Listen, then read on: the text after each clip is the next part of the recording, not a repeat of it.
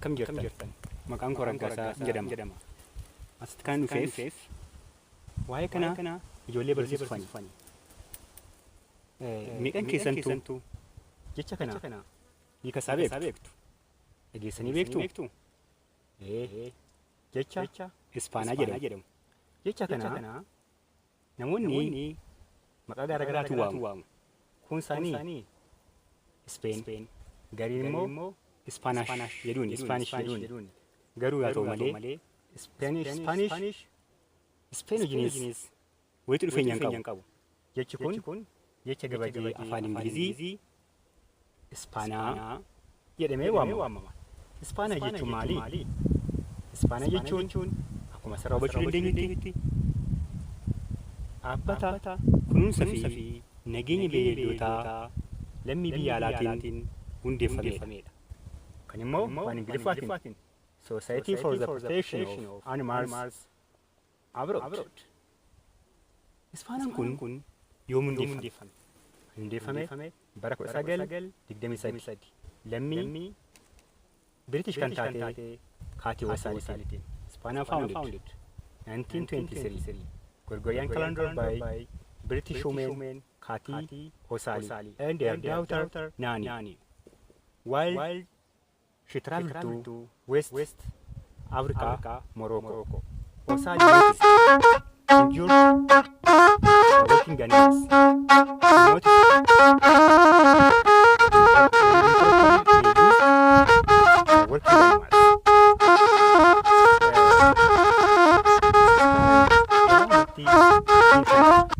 Ispaanaan amma yeroo ammaa erga hundeeffamee naannoo waggaa 100 wal yookaan immoo 600 lakkoofseera. Innis kan barsiisu manneen barnootaa adda addaa keessatti bifa gumiitiin dhaabbatee daa'imman kan barsiisu. Gaggeessa inni kan xiyyeeffatu mana barumsaatti daa'imman umurii isaanii 13 gadiiti. Maaliif? Mana barumsaa keessatti daa'imman umurii daa'imummaa isaaniitiin waa'ee Ispaanaa yookiin immoo akkaataa isaan naannoo isaaniitti kunuunsan, beeylada isaaniitti kunuunsan, horii mana isaanii jiru itti kunuunsan yoo baratan gara laafummaa fi miira itti gaafatamummaa guddifachaa waan deemaniif barumsi kun mana barumsaa itti barsiifamu. Gosa gumiitiin kitaaba shaakalaa qaba. Garuu barumsi kun naannoo muraasa keessatti gaggeessa kan xiyyeeffatee jiru manneen barnoota 100 hin taane naannoo Finfinnee kan akka Hoolotaa, Aanaa Walmaraa, Aanaa Barraaq, magaalaa Mojoo, Duukam, Bishooftuu, Adaamaa, Shanoo, Dabra Biraan, Shashamannee kan akka Sabbataa fa'aa yoo ta'u,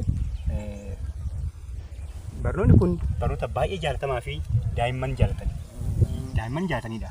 Mana barnootaa keenya keessatti daa'imman gumii kana keessatti hirmaatanii waa'ee Ispaanaa baratanii fi daa'imman gumii kana keessatti osoo hin hirmaatin waa'ee Ispaanaa kana hin baranne garaagarummaa amala garaagaraa qabu. Fakkeenyaaf daa'imman gumii Ispaanaa kana keessatti hirmaatanii barumsa kana baratan baay'ee ajjeemuu fi baay'ee miira itti gaafatamummaa kan itti dhagahamu yoo ta'u, warreen kan garuu miira akkasii ittiin dhagahamu jechuudha. Har'aaf wanta baay'ee dubbadhu hin qabu. Garuu gara fuulduraa yoo kana jajjabeessitan ta'e akkaawuntii koo foloo gootanii yoo kana jajjabeessitan ta'e barumsi kun naannoo hundatti yoo danda'ame afaan garaagaraa fayyadamuudhaan akka afaan Amaariffaa fayyadamuudhaan afaan Ingilizii fayyadamuudhaan akka daa'imman biyya keenyaa wal ga'u ni taasisna. Ammaaf haalaatilee yookaan immoo waan gaggabaabasaa dubbachuun barbaada. Mirgoota beeyladootaa yookaan immoo mirgoota beeyladoonni keenya qaban 5. There are about 5 animals rights. Those are, as you see here, free from hunger and thirst. This means our animals must access food and clear water. Bineensi keenya yookaan beeyladni keenya maal argachuu qaba? Nyaata gahaa fi bishaan qulqulluu argachuu qaba.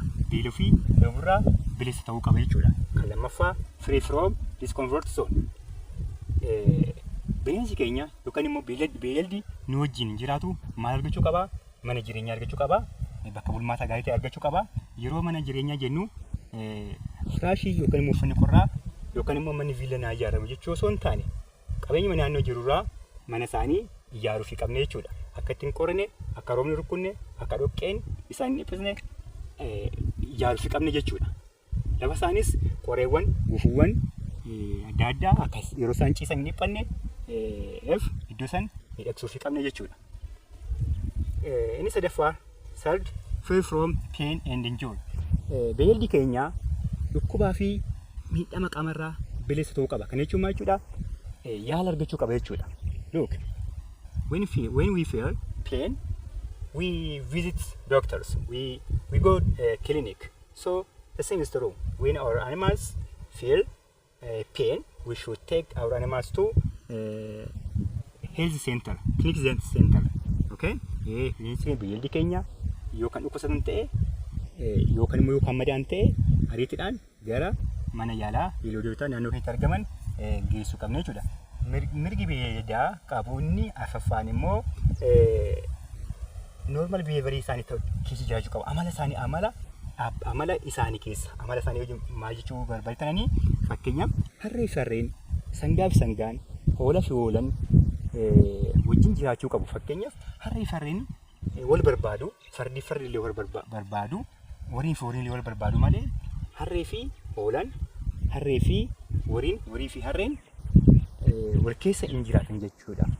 Inni kan biraa free from distress, dhiphina irraa bilisa ta'uu qabnu.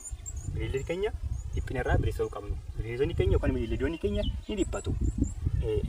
Fardi gaarii yoo humnaa ol itti fiinee kan dabadamnu ta'e hin dhiphata. Iddoon bulmaata isaa gaarii waan taane hin dhiphata. Cinqamarraa bilisa ta'uu qaba jechuudha. Egaa har'aaf hammana yoo jedhe yeroo biraa bal'inaan gadi fageenyaan barnoonni kun akka iddoo hunda ga'utti biyya keenya hunda akka ga'utti yookaan jijjiirsisan ta'e akka itti fufu asumaan isin beessaa galatoomaa.